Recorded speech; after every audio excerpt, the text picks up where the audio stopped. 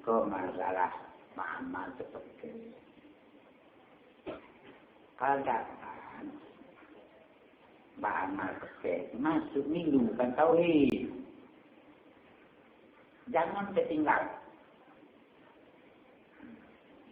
Kita semayang. Namanya ini tauhid. No?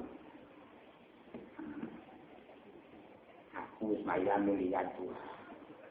Didengar Tuhan. Kita milu tauhid itu. Diketahui Tuhan. Jadi,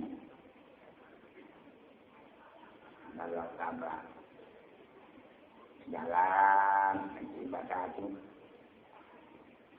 apa turunan Tuhan.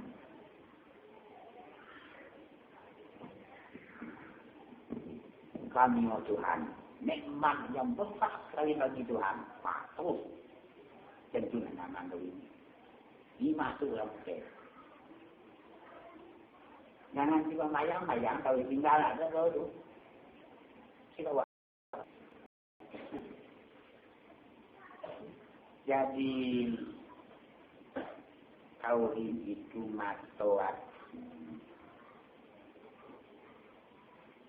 Kalau deketin tauhid, deketin matoatinya.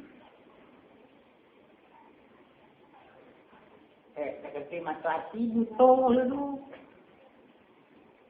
Mata tubuh bakal busuk nanti. Mau ada yang bubuh cari yang berada mata ya. Nang tak ada busuk ke mata hati.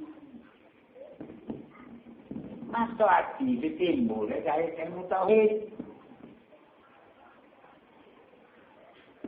Dia yang nengok perlahan. Mata hati dengan mata tubuh tidak bersama.